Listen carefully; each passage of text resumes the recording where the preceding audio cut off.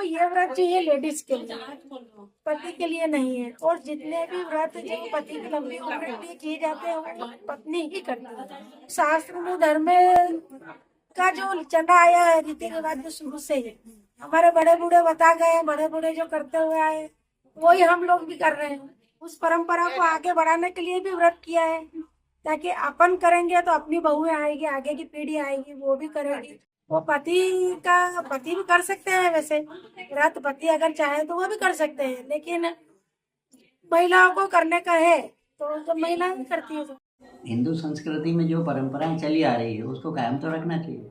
महिलाओं में इन चीज़ों के प्रति आस्था ज़्यादा होती है।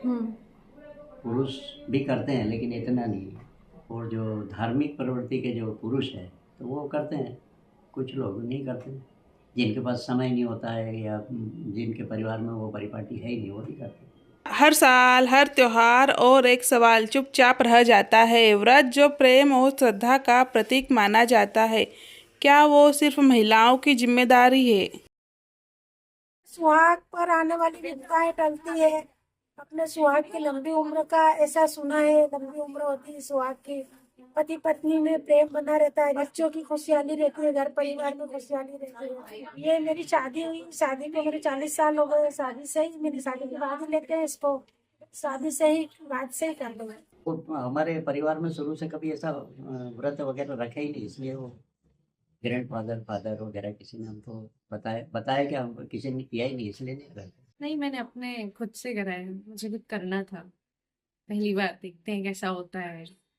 पहले पहले त्योहार है, मतलब अच्छा लग रहा है, तैयार हो रहे हैं। मतलब इतनी तैयार मैं पहली बार हुई हूँ खुद से, मैं कभी ऐसे तैयार नहीं होती थी। तो ये सब चीजें भी नहीं है मेरे लिए।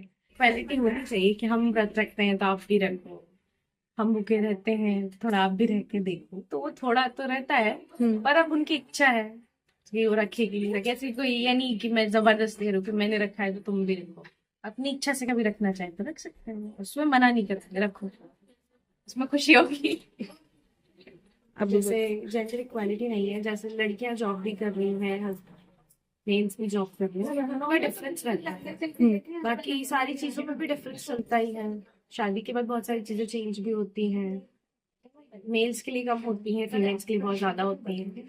सोसाइटी का ही रहता है कि लोग क्या बोलेंगे, ये चलता है थोड़ा ज्यादा।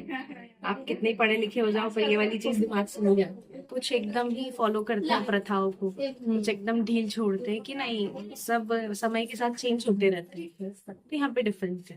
क्योंकि मेरे घर में जब से मेरी शादी हुई हम करवा चौथ करते हैं तो मेरे साथ वो भी करते हैं व्रत।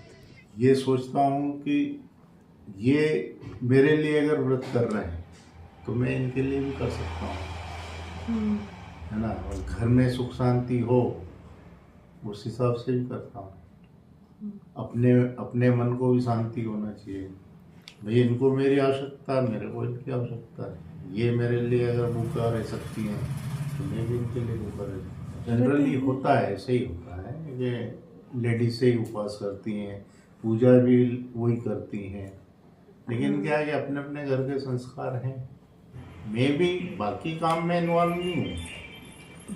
अगर आवश्यकता हो तो मैं खाना भी बना लेता हूँ, इनकी तबीयत खराब हो तो मैं झाड़ू भी निकाल लेता हूँ, पोछे भी लगाता हूँ। ये सारे काम करना मतलब याद होना चाहिए, टाइम बाय टाइम क्या काम पड़ जाए अपने को। शास्त्रों में लिखा है महिलाएं पूजा पाठ करती। पुरुषों के पास पहली बात तो समय नहीं था, पहले कि महिलाएं वर्किंग नहीं थी, उनके पास समय रहता था, पुरुषों के पास था नहीं। और शास्त्रों में भी लिखा है कि पुरुष अगर व्रत करता है तो उसका फल महिलाओं को नहीं मिलता, वो महिला करती तो उसका पुरुष को जरूर मिलता है। और हमको तो शुरू से बताया गया व्रत करना है तो करते हैं। बाकी व्रत से हेल्थ पे भी फर्क पड़ता है, और कुछ रूढ़िवादी भी चल रहा है शुरू से। नियम है जेंट्स के लिए भी है, कुछ लोगों ने तोड़ दिए, बाकी नियम तो सबके लिए है। महिलाओं के लिए नियम है, जेंट्स के लिए भी है नियम।